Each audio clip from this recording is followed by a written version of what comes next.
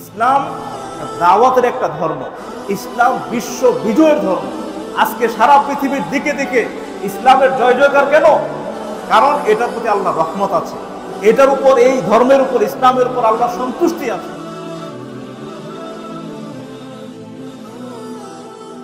উপস্থিত সম্মানিত মুসল্লিবৃন্দ, আজকে জুমার খুতবার শিরোনাম হলো ইসলামী খেলাফত। ইসলামী খেলাফত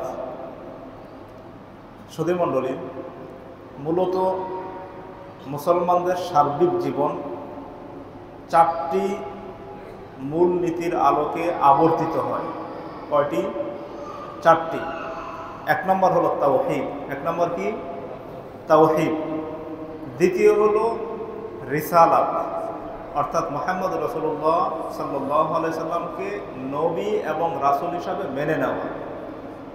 তৃতীয় হলো খিলাফা, অর্থাৎ তার সার্বিক জীবন সামাজিক, রাষ্ট্রীয়,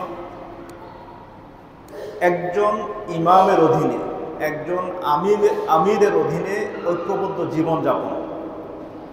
চার, ওয়াল আখিরা, দুনিয়ার এই কর্মকাণ্ডের আলোকে যদি তার কাজকামগুলি আল্লাহ রাব্বুল আলামিন তার রাসূল সাল্লাল্লাহু আলাইহি সাল্লামের দেওয়া দিন অনুযায়ী পরিচালিত হয়, তার প্রতিদান বদলা দেওয়ার জন্য আল্লাহ রাব্বুল আলামিন আখিরাতে তার ব্যবস্থাপনা রেখেছেন।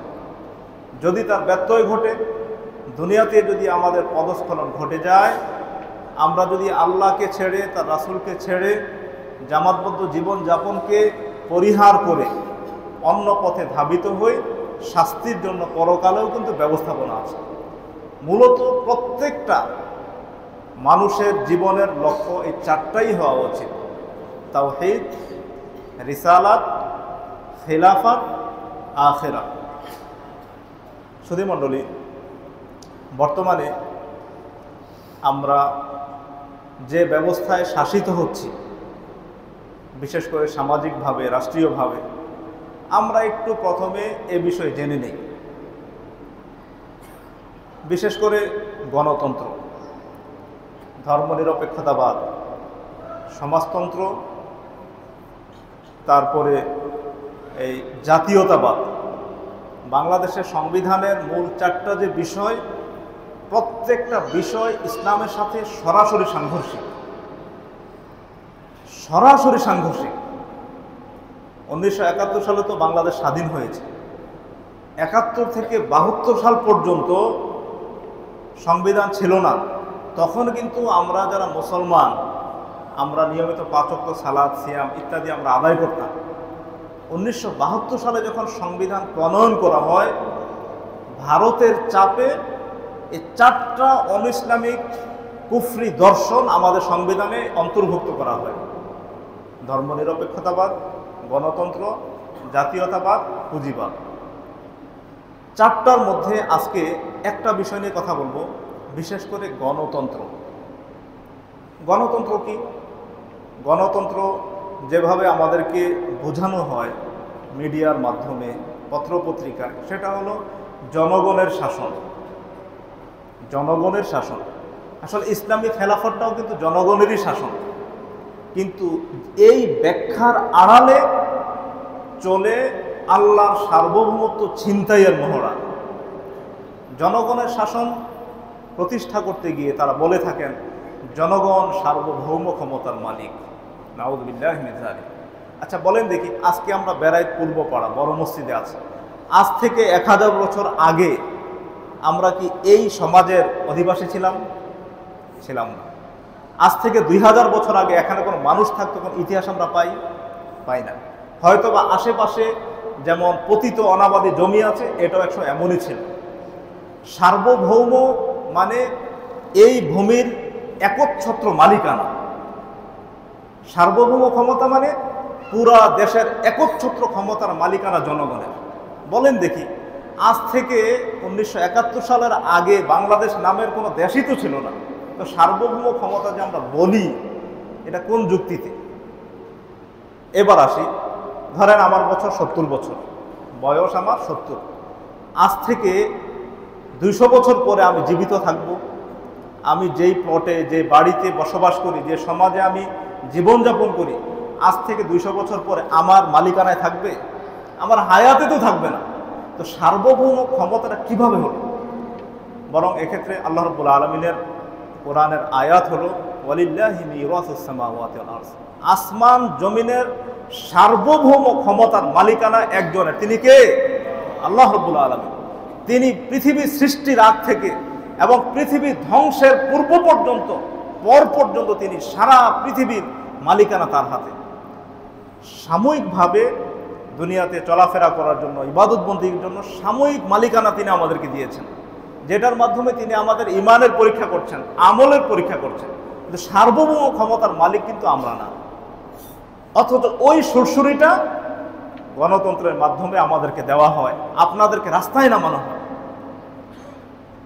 যার ফলশ্রুতিতে দেখা যায় একই পরিবারের গণতান্ত্রিক রাজনীতি যদি 4 ভাই করে, 4 জন 4 দল করে, 4 জন পরস্পর শত্রু হয়ে যায়, ভাইয়ে ভাইয়ে কোন্দল, মারামারি, অস্ত্রের মহড়া, কারণ ক্ষমতা দখল করতে হবে যে। অথচ ইসলামী খেলাফা বা ইসলামী প্রতিনিধিত্ব ব্যবস্থাপনা, এটার ভিতরে কোনো মারামারির সুযোগ নাই, কোনো ধরনের অপচয়ের সুযোগ নাই।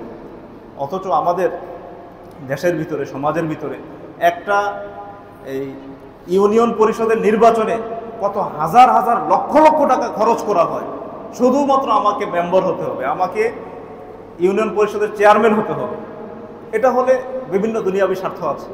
অথচ ইসলামী খেলাফত ব্যবস্থায় 1 পয়সা খরচ করে শুধু ভোট চাইবে ওই ব্যক্তি অযোগ্য বলে বিবেচিত হয়। অর্থাৎ ইসলামী খেলাফত ব্যবস্থায় নেতৃত্ব চেয়ে নেওয়া হারাম, এটা নিষিদ্ধ। সামুরা রাদিয়াল্লাহু তাআলা আনহু, রাসূল সাল্লাল্লাহু আলাইহি ওয়াসাল্লাম তাকে বললেন, ইয়া সামুরা, হে সামুরা, লা তাসআলিল ইমারা, তুমি দায়িত্ব চেয়ে নিও না, পদের লোভ করো না।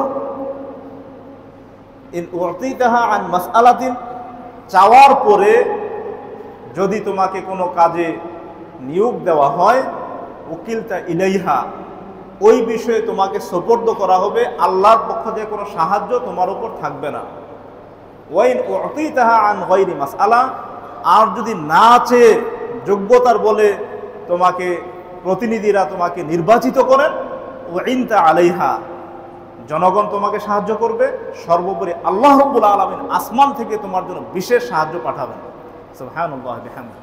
সম্মানিত সুধী মণ্ডলী, গত সপ্তাহে আমরা দেখেছি চাঁপাইনবাবগঞ্জের ডিসি সাহেব একটা কথা বলেছেন, আমি যেন সিরাতে মুস্তাকির উপর থাকতে পারি, কেউ যদি কোনো দুর্নীতি করে আমাদেরকে ইনফরমেশন দিবেন, আমরা সাধ্যমতো তাদেরকে শক্ত হাতে দমন করব। তিনি দুর্নীতির বিরুদ্ধে জিরো টলারেন্স, অর্থাৎ কোনো ধরনের অন্যায়, বৈষম্য, দুর্নীতি প্রশ্রয় দিবেন না বলে তিনি ঘোষণা করেছেন। কারণ তাকে কিন্তু ভোট দিয়ে তাকে নির্বাচিত করতে হয় নাই, তার মেধার বলে, আমানতদারিতার বলে, যোগ্যতার বলে আগের ডিসিকে সরিয়ে বর্তমান একটা ডিসি দেওয়া হয়েছে। অথচ আমাদের সাংগঠনিক জীবনের একটা অভিজ্ঞতা হলো, চাঁপাইনবাবগঞ্জে রাজশাহী বিভাগের জেলা একসময় খুতবা দিতে গেলে প্রশাসনের অনুমতি নেওয়া লাগতো। কোন দেশে আমরা ছিলাম? কারণ যদি সরকার বিরোধী একটা কথা খতিবের মুখ দিয়ে বের হয়ে যায়, এমনভাবে তারা তটস্থ থাকতো, মানুষ এমনভাবে কবজার মধ্যে থাকতো। কিন্তু ইসলামী খেলাফা এমন একটা কল্যাণকর ব্যবস্থা, এখানে মানুষের ব্যক্তি স্বাধীনতা শতভাগ, এখানে মানুষের বাক স্বাধীনতা শতভাগ। সেই ইসলামী গণ্ডির ভিতরে থেকে সমাজ সংস্কারের জন্য সে সকল ধরনের কথাবার্তা বলতে পারে, শালীনতা বজায় রেখে। এমনকি শাসকের বিরুদ্ধে হলেও রাসূল সাল্লাল্লাহু আলাইহি সাল্লামের খেলাফত ব্যবস্থাপনা আমরা দেখেছি। ওমরে ফারুক রাদিয়াল্লাহু তাআলা আনহু, তিনি একদিন জুমার মিম্বারে দাঁড়িয়েছেন 2টা কাপড় পরে। সাধারণ মুসল্লিরা পেয়েছেন একটা করে একটা টুকরা। খলিফা ওমর ফারুক রাদিয়াল্লাহু তাআলা আনহুর জামাটা লম্বা দেখে একজন সাহাবী আপত্তি তুললেন, খলিফা, আমরা সবাই পেলাম একটা করে, আপনার কাপড়টা মনে হয় 2টা দিয়ে বানানো, এত বড় কেন? জুমার খুতবায় এমন একটা পরিস্থিতিতে দেখুন তাদের বাক স্বাধীনতা, হক বলার ক্ষেত্রে, সত্য বলার ক্ষেত্রে কেউ কাউকে পরোয়া করতেন না। ইসলামী খেলাফতে বাক স্বাধীনতা আছে, প্রচলিত গণতন্ত্র আমরা বলি জনগণের শাসন, আপনি একটা দাবি তুলে যান না, পিটিয়ে আপনাকে রাস্তা থেকে নামাই দিবে। এই সুরসুর দিয়ে শুধুমাত্র তারা ক্ষমতা ছিনতাই করেছে এবং তারা আল্লাহর বিরুদ্ধে বিদ্রোহ ঘোষণা করেছে জনগণ সার্বভৌম ক্ষমতার মালিক বলে। সম্মানিত সুধীমণ্ডলী, যাই হোক, আমরা এ প্রসঙ্গে আপনাদেরকে একটা সাজেশন দিতে পারি। ইসলামী খেলাফত ও নেতৃত্ব নির্বাচন, হাদিস ফাউন্ডেশন থেকে প্রকাশিত মোহতারাম আমিরে জামাত professor doctor Mohammad Asadullah Galib sir কর্তৃক প্রণীত এই বইটাতে বিস্তারিত আলোচনা আছে, আমরা একটু দেখে নেব ইনশাআল্লাহ। সুধীমণ্ডলী, ইসলামী খেলাফত এটা হলো কল্যাণকর একটা ব্যবস্থাপনার নাম। আল্লাহ রাব্বুল আলামিন ঈমানদারদেরকে ওয়াদা দিয়েছেন, যারা ঈমানদার, যাদের আমল সঠিক হবে, যাদের প্রত্যেকটা কথা এবং কাজ পবিত্র কোরআন এবং সহিহ হাদিসের আলোকে হবে, যাদের আকীদা মজবুত থাকবে, আল্লাহ রাব্বুল আলামিন তাদেরকে ইসলামী খেলাফতের ওয়াদা দিয়েছেন। আল্লাহ বলেন, ওয়াদাল্লাহুল্লাযীনা আমানু মিনকুম ওয়া আমিলুস সালিহাত লা ইস্তাখলিফান্নাহুম ফিল আরদ কামা ইস্তাখলাফাল্লাযীনা মিন ক্বাবলিকুম আও কামা ক্বালা আল্লাহু তাআলা। আল্লাহ রাব্বুল আলামিন ওয়াদা দিয়েছেন, আল্লাহ রাব্বুল আলামিন অঙ্গীকার করেছেন তাদের সাথে যারা ঈমানদার। ঈমান নড়বড়ে হলে হবে না। ফজরের সময় ঘুম থেকে সজাগ পাই না, 9টা-10টার সময় গিয়ে ফজরে সালাত পড়ি, কোনোদিন ফজর কাজা হয়ে যায়, জোহরের সময় পড়ার সুযোগ পাই না, ব্যস্ত হয়ে যায় দুনিয়াবি কাজে। এ জাতে ঈমানদারদেরকে আল্লাহ কখনই খেলাফত দিবেন না। আল্লাহ রাব্বুল আলামিন ইসলামী খেলাফতের দায়িত্ব দিবেন ঈমানের ক্ষেত্রে আপোষহীন, সদা জাগ্রত তার অন্তর থাকবে। কেমন? 15 হিজরিতে রাসূল সাল্লাল্লাহু আলাইহি ওয়াসাল্লামের সাহাবী ইরান এর তৎকালীন ইরান পারস্যতে তিনি গিয়েছিলেন সাহাবী ওমরে ফারুক রাদিয়াল্লাহু তাআলা আনহুর খেলাফতকালে তাদেরকে দাওয়াত দেওয়ার জন্য, যে দেখো মুসলমানদের সেনাবাহিনী আসছে, আমরা তোমাদেরকে ইসলামের পথে দাওয়াত দিতে চাই। তোমরা যে আগুনের পূজা করো, অগ্নি উপাসনা করো, সেগুলো থেকে ফিরে আসো, এক আল্লাহর ইবাদত করো, রাসূলুল্লাহ সাল্লাল্লাহু আলাইহি ওয়াসাল্লামের রিসালাতকে মেনে নাও। যে সাহাবী এই দাওয়াতটা দিয়েছিলেন তার পরনে ছিল একেবারে জীর্ণ শীর্ণ একটা কাপড় চোপড়, তাদের খাবার ছিল একেবারে পরিমিত, শীর্ণ দেহের একটা লোক। পারস্য সেনাপতি হুরমুজ এই সাহাবীর ইমানি চেতনার দিকে খেয়াল করলেন। তিনি যে বিষয়ে দাওয়াত দিচ্ছেন ক্লিয়ার কাট কথা, হয় আল্লাহ রাসূলের রিসালাতকে মেনে নাও, খলিফা ওমর রাদিয়াল্লাহু তাআলা আমাদেরকে পাঠিয়েছেন, যদি তোমরা এই কথাকে মেনে নাও তাহলে তোমরা নিরাপত্তা লাভ করবে দুনিয়া এবং আখিরাতে। এবার হুরমুজ তার সভাসদগণের সাথে পরামর্শ করছে, দেখো আরব থেকে একজন লোক এসেছে, তার গায়ের পরনের কাপড়টা বেশি ভালো না, জীর্ণ শীর্ণ, খাবারও মনে হয় খুব পরিমিত খায়, হ্যাংলা পাতলা, কিন্তু আমি তার ভিতরে চারিত্রিক দৃঢ়তা দেখেছি, সে যে দাওয়াত নিয়ে এসেছে আমার কাছে অনেক পছন্দ হয়েছে, চলো আমরা তার কথাটাকে মেনে নেই, এক আল্লাহর ইবাদত করি, নবী মুহাম্মদ রাসূলুল্লাহ সাল্লাল্লাহু আলাইহি সাল্লামের ইমারতকে, নবুয়তকে আমরা মেনে নেই।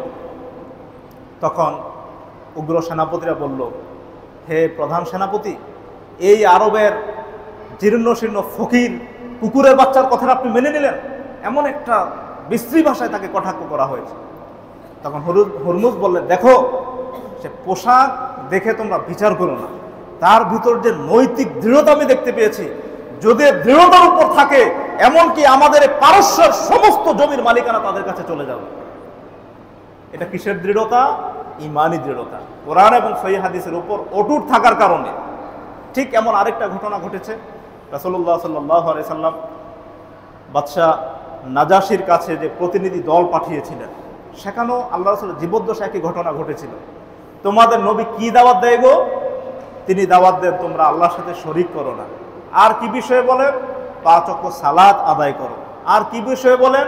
তোমরা যাদের আল্লাহ সামর্থ্য দিয়েছেন তোমরা হজ ব্রত পালন করো, রমজানের সিয়াম রাখো, সামর্থ্যবানরা তোমরা যাকাত প্রদান করো।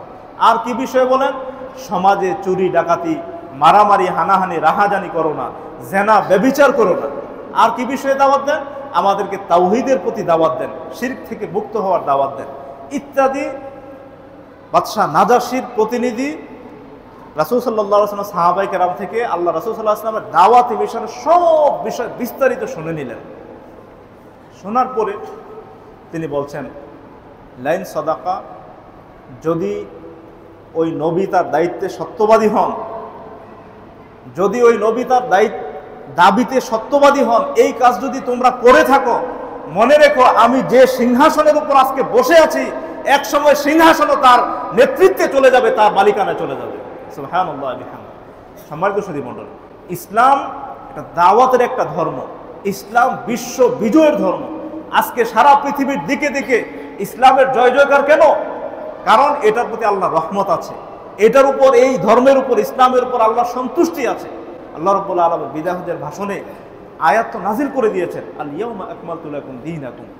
আজকের দিনে দিন হিসাবে, ধর্মকর্ম হিসাবে, জীবন পালনের উপাদান হিসাবে আমি ইসলামকে পরিপূর্ণতা দান করলাম।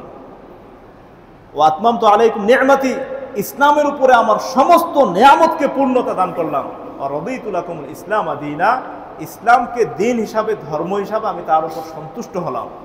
সুধী মণ্ডলী, তাহলে যত আমরা দাওয়াতি কাজ করতে পারব, তালিম তারবিয়তের কাজ করতে পারব, তালিমি বৈঠক, মাসিক তাবলীগ ইজতেমা করতে পারবো, ইনশাআল্লাহ সমাজ থেকে তত জাহিলিয়াত, অজ্ঞতা, অন্ধতা, মূর্খতা সব কিছু দূরীভূত হয়ে যাবে। সেই সাথে ইসলামী খেলাফত কায়েমের জন্য সমাজের প্রত্যেকটা মানুষ তৈরি হয়ে যাবে। ধরেন কথার কথা, আজকে যদি আমাকে নিয়ে বঙ্গভবনের চেয়ারে বসায়, আমি কিন্তু পারবো না, কারণ সেই দক্ষতা আমার হয় নাই, সেই যোগ্যতা আমার হয় নাই, সেই বয়স আমার হয় নাই। কিন্তু যদি আজকে ইসলামী খেলাফত থাকতো, একবার কিশোর বয়স থেকে ইসলামের সঠিক ছাঁচের উপর তারা গড়ে উঠত। বদর যুদ্ধে 14 বছর একজন সাহাবী রাসূলুল্লাহ সাল্লাল্লাহু আলাইহি ওয়াসাল্লামের কাছে অনুমতি চাইলেন, হে আল্লাহ রাসূল, আমি আল্লাহ রাস্তায় জিহাদ করে আমি শাহাদাত বরণ করতে চাই, আপনি আমাকে সেনাবাহিনীর তালিকায় আমার নামটা লিখে নেন। রাসূল সাল্লাল্লাহু আলাইহি ওয়াসাল্লাম বললেন, তুমি তো ছোট, তোমার গোফই গজায় নাই, তুমি কিভাবে জিহাদ করবা?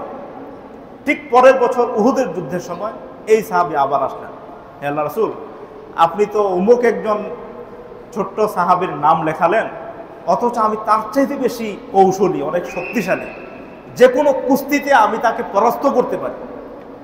রাসূল সাল্লাল্লাহু আলাইহি ওয়াসাল্লাম বলে, ঠিক আছে, দেখি কুস্তি লাগত। ঠিকই ওই সাহাবীর সাথে যার নাম আল্লাহ রাসূল লেখলেন, তার সাথে কুস্তিতে লেগে তাকে প্রথম ধাক্কাতেই পরাস্ত করে ফেলে। এবার রাসূলুল্লাহ সাল্লাল্লাহু আলাইহি ওয়াসাল্লাম তার নাম, যার নাম বাদ পড়েছিল, সেনাবাহিনীর তালিকায় এন্ট্রি করে দিলেন। সম্মানিত সুধী মণ্ডলী, আমরা যদি হতাম কি করতাম? আজকে বাংলাদেশ আলে যুব সমাজ তালিম বৈঠক, আমার ব্যবসায়িক অজুহাত আছে, আমি চলে যাই ঢাকাতে। আজকে জুমার খুতবা, আজান হয়ে গেছে, মসজিদ পুরোটা ফাঁকা, আমরা বাড়িতে এখন গোসল করছি, হাট বাজার করছি। এই যে আমাদের অজুহাত, ইসলাম থেকে পিছিয়ে থাকার মানসিকতা, পশ্চিমকালও আমাদের দিয়ে খেলাফত কায়েম হবে না যদি না আমরা পরিবর্তন না হই। আল্লাহ রাব্বুল আলামিন কি বলছেন? ইন্নাল্লাহা লা ইউগাইয়িরু বিকওমিন হাত্তা ইউগাইয়িরু মা বিআনফুসিহিম। আল্লাহ ততক্ষণ কোন জাতির পরিবর্তন করেন না তাদের ভাগ্যকে, যতক্ষণ না তারা নিজেরাই পরিবর্তন হয়, যতক্ষণ না তাদের দুষ্টামিগুলিকে, অন্যায় কাজগুলিকে, শিথিলতাকে, অলসতাকে ইসলামের ছাঁচে পরিবর্তন না করে ইমানের অ্যাক্টিভিটিস না বাড়ায়, ততক্ষণ আল্লাহ তাদেরকে পরিবর্তন করবেন না, তাদের ভাগ্যের পরিবর্তন করবেন না। সুধী মণ্ডলী, অতএব দাওয়াতের ক্ষেত্রে, আল্লাহর কাজের ক্ষেত্রে কোনো ধরনের অজুহাত নাই। আজান হয়েছে হাইয়া আলাস সালাত, তার আগেই আমাকে মসজিদে থাকতে হবে। বিশেষ করে জুমার দিন আজান হয়ে গেছে, সমস্ত ধরনের কাজকাম ফেলে আপনি মসজিদে আসার জন্য বেকুল হয়ে যাবেন। থাক না আপনার ব্যবসা বাণিজ্য, থাক না আপনার শিক্ষা প্রতিষ্ঠান, থাক না আপনার দুনিয়াবী ব্যস্ততা, কিন্তু আল্লাহর ডাক, এই ডাকের সাথে কোনো ধরনের আপোষ আমাদের চলে না।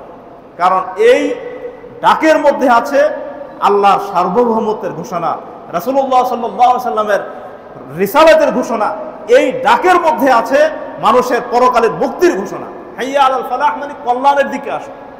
অর্থাৎ আমরা সালাতই পড়ি না, কল্যাণ কিভাবে হবে? আর যে ব্যক্তি সালাত পড়ে না, তাকে দিয়ে ইসলামী খেলাফত কায়েম হবে না। মুহতারাম হাজিরিন, প্রচলিত গণতন্ত্র এজন্য মূলত দায়ী, আমাদেরকে বিভিন্নভাবে ব্যস্ত করে রেখেছে। আমরা শিক্ষা ব্যবস্থা দেখি, শিক্ষা ব্যবস্থা কি ঢুকিয়েছে? ডারউইনের মতবাদ, বানরবাদী মতবাদ। আমাদের বাপদাদারা নাকি বানর ছিল, নাউযুবিল্লাহি মিন যালিক। আবার এই 2024-এর শুরুতে ট্রান্সজেন্ডার মতবাদ, অর্থাৎ আপনি পুরুষ আছেন, আপনি যদি মনে করেন দাড়ি শেভ করে আলতাসনু মেখে মহিলা হয়ে যাবেন, আপনাকে মহিলা স্বীকৃতি দিতে হবে। লা হাওলা ওয়ালা কুওয়াতা ইল্লা বিল্লাহ। এটা কিভাবে সম্ভব? এই যে শিক্ষা ব্যবস্থার এই উল্টাপাল্টা জিনিসগুলো আমাদের সমাজের, বিশেষ করে উদীয়মান তরুণদের মধ্যে, যুবকদের মধ্যে তাদেরকে ডিরেইল করার জন্য, পথভ্রষ্ট করার জন্য এগুলোই যথেষ্ট। আর এই যুবকরা যখন একসময় পরিণত বয়সে আসে, সমাজের দায়িত্বে আসে, তাদের মাধ্যমেই যত অপকর্ম সম্ভব। অথচ ইসলামী খেলাফতের মাধ্যমে প্রত্যেকটা শিশু থেকে, শৈশব থেকে যৌবনকাল, তারপরে পরিণত বয়স, বার্ধক্যকাল, সারা জীবন সে আল্লাহর ইবাদতের মধ্যে রাসূলুল্লাহ সাল্লাল্লাহু আলাইহি ওয়াসাল্লামের রিসালাতের মাধ্যমেই তার জীবনটা অতিবাহিত করে। সে সবসময় চিন্তা করে, আজকে যদি আমি একটা গুনাহের কাজ করি, আমি কিন্তু আল্লাহর কাছে নাজাত পাবো না। কারণ মা ইয়ালফিযু মিন কাওলিন ইল্লা লাদাইহি রাকীবুন আতীদ। আমি যে কোনো কথা মুখের মাধ্যমে উচ্চারণ করি, দুইজন সদা জাগ্রত ফেরেশতা আমার ভালো অথবা মন্দ, পাপ অথবা পুণ্য লেখার জন্য রেডি হয়ে আছে। সে সবসময় আল্লাহকে ভয় করে, সে সবসময় তাকওয়া অবলম্বন করে। গণতন্ত্রের মাধ্যমে আল্লাহর সার্বভৌম ক্ষমতা ছিনিয়ে জনগণের উপর দেওয়ার যে চিন্তাটা করা হয়েছে, মূলত এটার মাধ্যমে জনগণের অধিকার প্রতিষ্ঠা পায় নাই। 15 হিজরিতে হযরত ওমর ফারুক রাদিয়াল্লাহু তাআলা আনহু দ্বিতীয় খলিফা অবস্থায় তিনি বাইতুল মুকাদ্দাসের দিকে যাচ্ছিলেন। বাইতুল মুকাদ্দাস বিজয়ের সফর। বাইতুল মুকাদ্দাস পৌঁছার আগে জোহর অথবা আসরের ওয়াক্ত হয়ে গেল। খলিফা ওমর ফারুক রাদিয়াল্লাহু তাআলা আনহু তার সফর সাথীদেরকে বললেন, সালাতের সময় হয়েছে, উজুর পানির ব্যবস্থা করো। এবার সাহাবায়ে কেরাম, তার সাথীগণ রাস্তার পাশেই একটা খুপড়ি ঘর থেকে উজুর পানি নিয়ে আসলেন। ওমর ফারুক রাদিয়াল্লাহু তাআলা আনহু উজু করার পর তিনি দেখলেন, এটা তো কোনো ঝর্ণার পানিও না, এটা বৃষ্টির পানিও না, এত স্বাদ, এত টেস্ট, এত ঠান্ডা, এটা তো স্বাভাবিক কোনো পানি মনে হচ্ছে না। এই আমার সাথীরা, কোথায় থেকে পানিটা আনলা? ওমর রাদিয়াল্লাহু তাআলা আনহুকে জবাব দেওয়া হলো, হে খলিফা, পাশের ঘরে, পাশের রাস্তার পাশে একটা খুপড়ি ঘরের ভিতরে একটা বৃদ্ধা মহিলা, তার কাছে আমরা পানি চেয়েছি, সে আমাদেরকে পানি দিয়েছে। ওমর ফারুক রাদিয়াল্লাহু তাআলা আনহু জানতে পারলেন সে খ্রিস্টান একটা মহিলা, সে তৃত্ববাদে বিশ্বাসী। সে মনে করে তার খোদা হলো 3 জন, আল্লাহ, ঈসা আলাইহিস সালাতু ওয়াস সালাম, তার মা মারিয়াম আলাইহিস সালাতু ওয়াস সালাম। অথচ মুসলমান এক আল্লাহ বিশ্বাসী, সে খ্রিস্টান হওয়ার কারণে 3 আল্লাহ বিশ্বাসী ছিল। ওমর ফারুক রাদিয়াল্লাহু তাআলা আনহু বললেন, বুড়িমা, আমি মদিনা থেকে আসছি, বাইতুল মুকাদ্দাসে যাব, শোনো, তুমি কিন্তু শিরকের উপরে আছো, আসলিমি তাসলামি, তুমি ইসলাম ধর্ম গ্রহণ করে নাও, এক আল্লাহর উলুহিয়াতকে, এক আল্লাহকে রব হিসাবে তুমি মেনে নাও। যদি তুমি মেনে নাও, তুমি দুনিয়াতে এবং আখিরাতে তুমি নিরাপত্তা পাবে, জাহান্নাম থেকে তুমি মুক্ত হবে, তুমি শান্তিতে থাকবে। এবার মহিলা, খ্রিস্টান বৃদ্ধা মহিলা, সে তার মাথা থেকে কাপড়টা সরিয়ে এভাবে দেখালো, দেখো ওমর, আমার চুলগুলো কাশফুলের মতো সাদা হয়ে গিয়েছে। কাশফুল দেখেছেন না আপনারা? নদীর ওই পারে দেখেন, অনেক কাশফুল ফুটে আছে। কাশফুলের মতো আমার চুলগুলো সাদা। আমি ছোটকাল থেকে এই মৃত্যুর আগ পর্যন্ত আমি খ্রিস্টান ধর্মের উপরে ছিলাম, এখন আমি খ্রিস্টান ধর্ম ত্যাগ করতে পারবো না, বাপ দাদার ধর্ম আমি ছাড়তে রাজি না, আমি জাহান্নামে যেখানে যেটা আমার বিষয়, খ্রিস্টান ধর্ম আমি ছাড়তে পারবো না। ওমর ফারুক রাদিয়াল্লাহু তাআলা তখন কিন্তু অর্ধ পৃথিবীর খলিফা, অর্ধেক পৃথিবীর তিনি খলিফা। তিনি ইচ্ছা করলে তাকে তলোয়ার দিয়ে তার মাথা থেকে শরীর আলাদা করে ফেলতে পারতেন। তিনি বললেন, আল্লাহুম্মা শাহাদ, হে আল্লাহ, তুমি সাক্ষী থাকো, এই মহিলাকে আমি তোমার তাওহীদের দাওয়াত দিয়েছি, শিরক থেকে মুক্ত থাকার জন্য দাওয়াত দিয়েছি, আল্লাহ তোমার রাসূলের কথা বলেছি, সে আমার কথা মানে নাই, আল্লাহ তুমি সাক্ষী থাকো, তুমি আমাকে পাকড়াও করো না।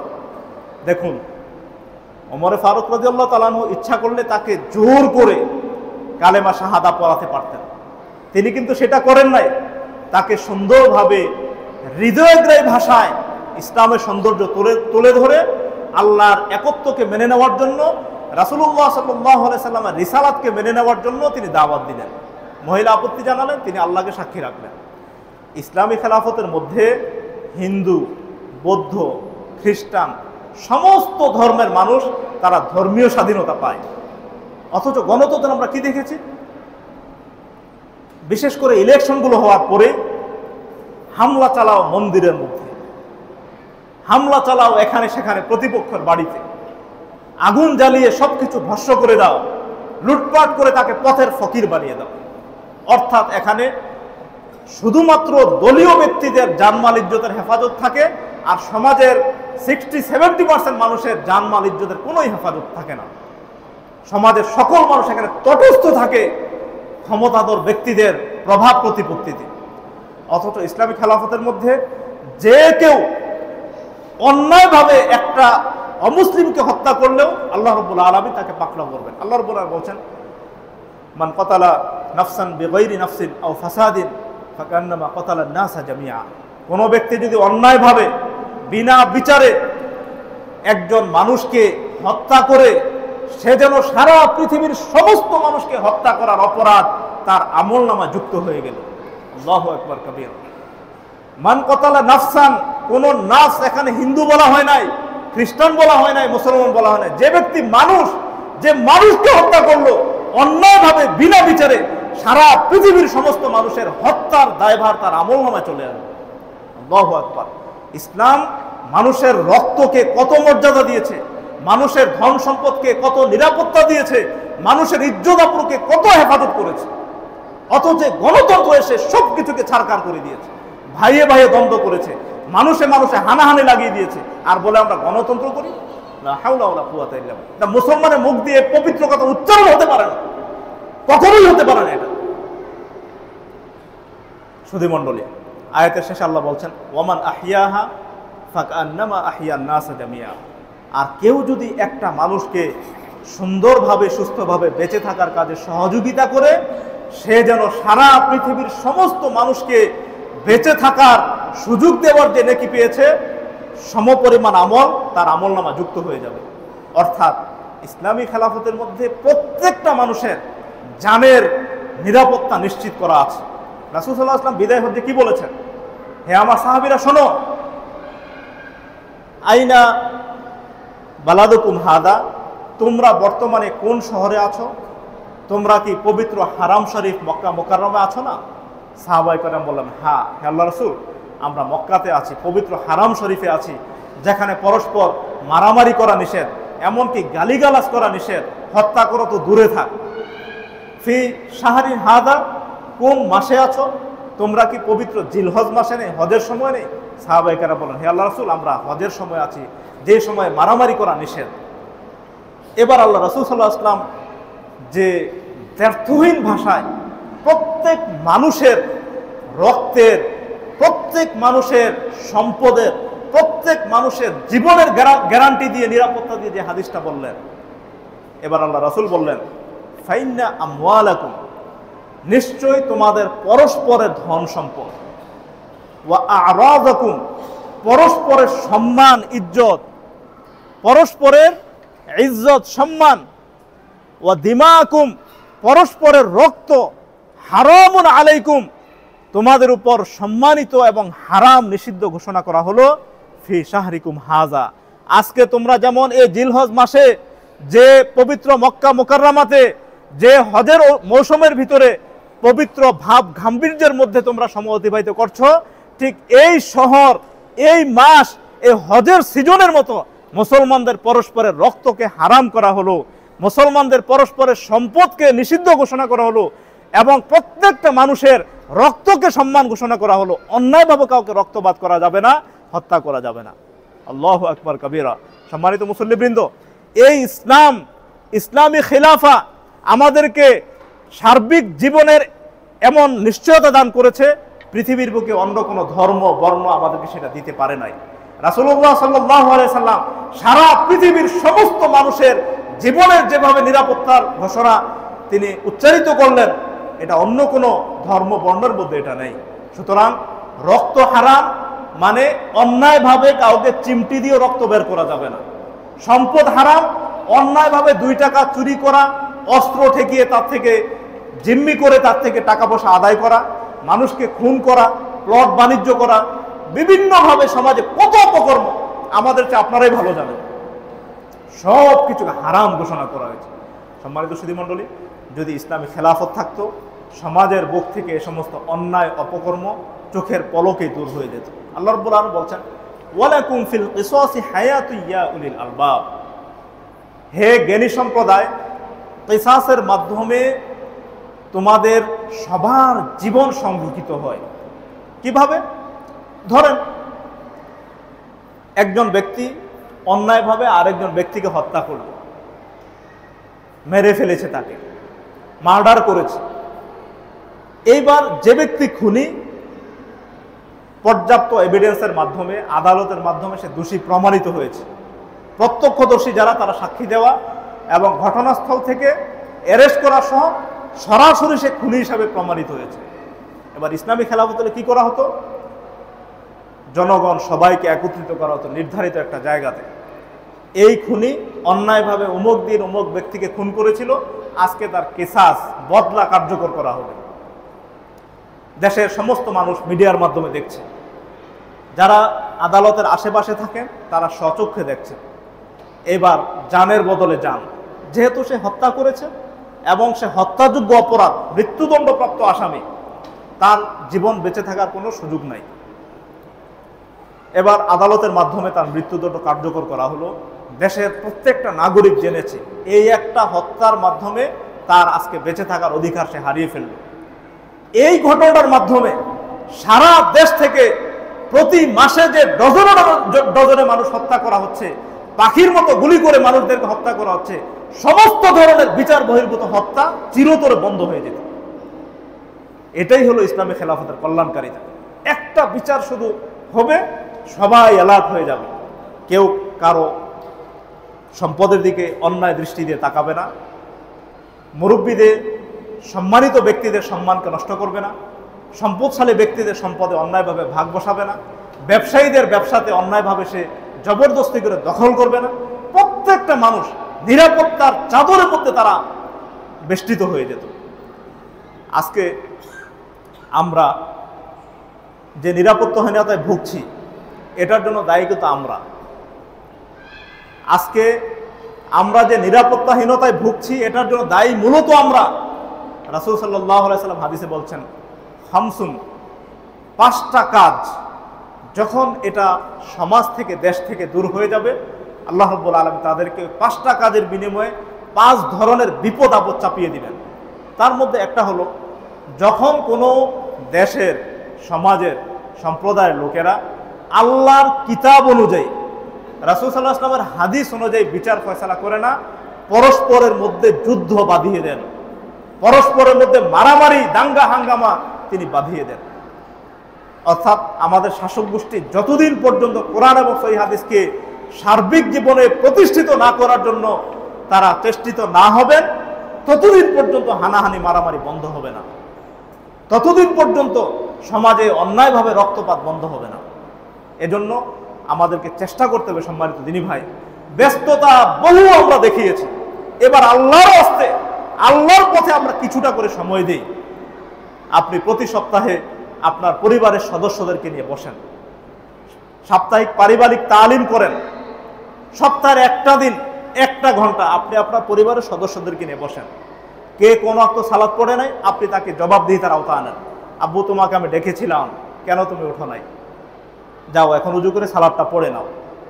মা, তোমাকে বলেছিলাম না সুন্দর করে পর্দা পশিদা করো? তুমি স্কুলে যাও, কলেজে যাও, মাদ্রাসায় যাও, শিক্ষা প্রতিষ্ঠানে যাও, পর্দা পশিদা বজায় রেখে তুমি কেন নেকাব পরেছিলে, বকটা খোলা রেখেছিলে? আপনি নসিহা করেন, আপনি তাকে জবাবদিহিতার আওতায় আনেন। আজকে আমরা শুনলাম মসজিদে ঢোকার সময় ওই পাশে জোরে জোরে গান বাজনা হচ্ছে, কোথায় যেন, আমি ডেফিনেটলি বলতে পারছি না, কিন্তু আমার কাছে কানে শব্দ আসছে গান বাজনা হচ্ছে। সামাজিকভাবে আমাদের উচিত হবে, যে কোনো বিয়ে শাদীর অনুষ্ঠান, যে কোনো সামাজিক অনুষ্ঠান, গান বাজনাকে তার অনুষঙ্গ কেন করতে হবে? এই যে সামনে আসছে শীতকাল, বিবাহের মৌসুম, রাত জাগিয়ে জাগিয়ে বড় বড় সাউন্ড বক্স বাজানো হবে। এগুলোর জন্য আমাদের কি কোনো কিছু করণীয় নাই? একটা সমাজকে সুন্দরভাবে গড়তে হলে সমাজের যারা দায়িত্বশীল তাদেরকে তো এগিয়ে আসতে হবে। সামাজিকভাবে নৈতিক এবং সুশাসন এটা কায়েম রাখতে হবে। যাবতীয় অনৈসলামিক কার্যক্রমগুলোর পথগুলোকে সীমায়িত করতে হবে। বিয়ে শাদী হবে সুন্নাত, কিন্তু সুন্নতকে কেন্দ্র করে যত ইবলিসি কর্মকাণ্ড হয় এগুলোর জন্য দায়ভার কে নিবে? অথচ আমাদের উচিত ছিল জুমার দিন, ভাই তুমি গানটা বন্ধ করো। তোমার যদি একদম শুনতেই মনে তুমি হেডফোন লাগিয়ে শোনো না, তো পরিবেশ নষ্ট করছো কি জন্য? এই কথাটা বলার হিম্মত আমাদের নাই। এই কথাটা বলার সাহসিকতা আমরা হারিয়ে ফেলেছি। আপনি যখন রাষ্ট্রীয় চেয়ারে যাবেন তখন তো আপনি একবারে মরা লাশ, তখন তো আপনি কোনো নির্বাহী কোনো আদেশ দিতে পারবেন না। মদের আড্ডাখানা ভাঙার জন্য আপনি তো নির্দেশ দিতে পারবেন না। পতিতালয়গুলোকে ঘুরিয়ে দেওয়ার জন্য আপনার কোনো সাহসিক ভূমিকা থাকবে না। আপনি আপনার ঘরেই তো পারেন নাই, আপনি আপনার সমাজেই তো পারেন নাই। এজন্য ইসলামী খেলাফতের মধ্যে প্রত্যেকটা দায়িত্বশীলকে ইমানের পরে বলিয়ান হওয়া আবশ্যক।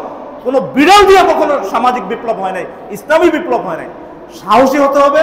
মুমিনদের ক্ষেত্রে পরস্পরে আচরণ হবে একেবারে নরম কোমল, কিন্তু অন্যায়ের ক্ষেত্রে, বাতিলের ক্ষেত্রে, বিদাতের ক্ষেত্রে, শিরকের ক্ষেত্রে হতে হবে বজ্র কঠোর।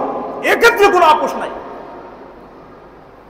দুনিয়ার সব কিছু বুঝি, যখন আল্লাহর কথা বলা হয়, রাসূল সাল্লাল্লাহু আলাইহি ওয়াসাল্লামের কথা বলা হয়, মনে হয় আমার মাথা ঝিরঝির করে, কিছুই বুঝি না, কানে ঢুকে না, মাথায় ঢুকে না। এই উদাসীনতা আমাদেরকে দূর করতে হবে। সম্মানিত দিনী ভাই, একটা জমি, একটা প্লট, একটা ফ্ল্যাট কেনার জন্য কত জায়গা আমি দৌড়াদৌড়ি করি। একবার উকিলকে দিয়ে, একবার কোর্টকে দিয়ে, একবার বিজ্ঞজনকে দিয়ে যাচাই বাছাই করি, দাগটা ঠিক আছে কিনা, খতিয়ানটা ঠিক আছে কিনা, দাগের নাম্বার উল্টাপাল্টা নাই তো, কতভাবে যাচাই বাছাই করি। অথচ যে পরকালের জন্য আমাদের দুনিয়াতে পাঠানো আল্লাহর, সেটাকে কিন্তু আমরা কাজে লাগাচ্ছি না। মুহতারাম হাজিরিন, তাই আসুন আল্লাহ রাব্বুল আলামিন সূরা হজ্জের 7 নম্বর আয়াতে বলছেন, আল্লাযীনা ইন মাক্কান্নাহুম ফিল আরদ, আল্লাযীনা ইন মাক্কান্নাহুম ফিল আরদ, যদি আমি তাদেরকে দুনিয়াতে কর্তৃত্ব দান করি। এটা হতে পারে মসজিদ কমিটি, সমাজের কমিটি, বাজারের কমিটি, শিক্ষা প্রতিষ্ঠানের কমিটি, ইউনিয়ন, থানা, জেলা, রাষ্ট্র, যে কোনো ক্ষেত্রে। আল্লাযীনা ইন মাক্কান্নাহুম ফিল আরদ, যাদেরকে আমরা দায়িত্বশীল করব, তাদের কর্মসূচি কি? প্রথম কর্মসূচি আকামুস সালাত, তারা সালাত কায়েম করবে। সালাতের সময় হয়ে যাবে, তার অধীনস্থ দায়িত্বশীলদেরকে মুসল্লি বানানোর জন্য, আল্লাহর পথের পথিক হিসাবে তৈরি করার জন্য সে চেষ্টা করবে। প্রথম কর্মসূচি। ওয়া আতাউজ যাকাত, যারা নিসাব পরিমাণ সম্পদের মালিক হবে তারা যাকাত প্রদান করবে। ওয়া আমারু বিল মারুফ, দায়িত্বশীলদের আরেকটা ভূমিকা হবে সৎ কাজের আদেশ দিতে হবে। আপনি চোখের সামনে দেখছেন অন্যায়, আপনি সাধ্যমতো তাকে নম্র ভাষায়, হৃদয়গ্রাহী ভাষায় তাকে বলতে হবে, তাকে দাওয়াত দিতে হবে। আপনার যদি অথরিটি থাকে, পাওয়ার থাকে, প্রয়োজনে আপনি হাত দ্বারা বাধা দিবেন। অথরিটি নাই, মুখে বলতে পারবেন, মুখে প্রতিবাদ করেন, তাকে পরামর্শ দেন, দাওয়াত দেন, নসিহা করেন। সেটাও নাই, অন্তত অন্তর দিয়ে ঘৃণা করেন। আমরা এমন মুসলমান, আমাদের অন্তরও মরা। অন্তর দিয়ে ঘৃণা করার অনুভূতি, এটা আমাদের কাজ করে না, ডিএক্টিভ হয়ে গেছে। অর্থাৎ আমাদের ইমানের জায়গাটা শূন্যের কোঠায়। ইমানের তারাক্কি করতে হলে নিয়মিত সালাত করতে হবে। সালাতের কোনো বিকল্প নাই। কোরআন তেলাওয়াত করতে হবে। জিকির আজকারের মধ্যে আমাদেরকে মশগুল থাকতে হবে। তৃতীয় কর্মসূচি ও আমারু বিল মারুফ, সমাজের বুকে অন্যায়কে দূর করার জন্য, ন্যায়কে প্রতিষ্ঠা করার জন্য সব সময় নীতি নৈতিকতার চর্চা অব্যাহত রাখতে হবে। 4 ওয়া নাহাউ আনিল মুনকার, আরেকটা কর্মসূচি হলো একটা সমাজে, একটা দেশে যত ধরনের অন্যায় অপকর্ম হোক, এই অন্যায় রাস্তাগুলোকে বন্ধ করার জন্য সমস্ত পদ্ধতি অবলম্বন করা যাবে। যত বাজে কাজ, অপকর্ম, অশ্লীলতা, বেহায়াপনা, এগুলোকে বন্ধ করতে হবে, এগুলোকে নিষেধ করতে হবে। যদি এ কাজ করা যায়, আল্লাহর পক্ষ থেকে শান্তি আসবে, আল্লাহর ওয়াদা। আল্লাহ বলছেন, ওয়ালাউ আন্নাহুম আকামুত তাওরাত ওয়াল ইনজিল, ওয়ামা উনজিলা ইলাইহিম মির রাব্বিহিম লাআকালু মিন ফাওকিহিম ওয়া মিন তাহতি আরজুলিহিম। যদি জনসমাজ, সমাজের লোকেরা, দেশের লোকেরা আল্লাহর পক্ষ থেকে নাজিলকৃত বিধানকে মেনে নেয়, কোরআন হাদিসের বিধানকে মেনে নেয়, এর আলোকে সার্বিক জীবন ঢেলে সাজায়, তার উত্তম পরিণতি হলো লাআকালু মিন ফাওকিহিম, আল্লাহ রাব্বুল আলামিন আসমান থেকে উপকারী বৃষ্টি তাদেরকে দান করবেন। ওয়া মিন তাহতি আরজুলিহিম, জমিন তাদের জন্য যত ধরনের ফলমূল খাদ্য সম্ভার, জমিন রিজিকের দুয়ার খুলে দিবে। অর্থাৎ অপরিমিত রিজিক আল্লাহ তাদেরকে দান করবেন। ভীতির পরিবর্তে নিরাপত্তা দান করবেন, অস্থিতির পরিবর্তে স্থিতিশীলতা, শান্তি, সমৃদ্ধি দান করবেন। কিন্তু আমরা আল্লাহর বিধানকে মানতে চাই না, অশান্তি তো হবেই। আমরা আল্লাহর বিধানকে মানতে চাই না, রাসূলুল্লাহ সাল্লাল্লাহু আলাইহি ওয়াসাল্লাম হাদিসকে শুনি অস্বীকার করি, মানতে চাই না। যার কারণে আজকে সামাজিক অশান্তি, পারিবারিক কলহ, রাষ্ট্রীয় অশান্তি, অশান্তির দাবানলে দাউ দাউ করে আমরা দৌড়তেছি। সম্মানিত সুধী মণ্ডল, বাঁচার পথ হলো সার্বিক জীবনে কোরআন ও সহিহ হাদিসকে ঢেলে সাজাতে হবে। এবার আসে ইসলামী খেলাফত কায়েমের পদ্ধতি, কিন্তু বলেই দিলাম, আমর বিল মারুফ নাহি আনিল মুনকার। সর্বত্র আমাদেরকে দাওয়াতের ধারাবাহিকতা অব্যাহত রাখতে হবে, ন্যায়ের কথা বলতে হবে, অন্যায় প্রতিহত করতে হবে। আল্লাহ রাব্বুল আলামিন সার্বিক জীবনে কোরআন এবং সহিহ হাদিসকে যথাযথভাবে জেনে বুঝে আমল করার এবং সমাজের প্রত্যেকটা মানুষকে কোরআন এবং সহিহ হাদিসের মর্মমূলে জমায়েত করার আল্লাহ আমাদের সবাইকে সেই তৌফিক দান করুন। আল্লাহুম্মা আমিন। ওয়া আখিরু দাওয়ানা আনিল হামদুলিল্লাহি রাব্বিল আলামিন।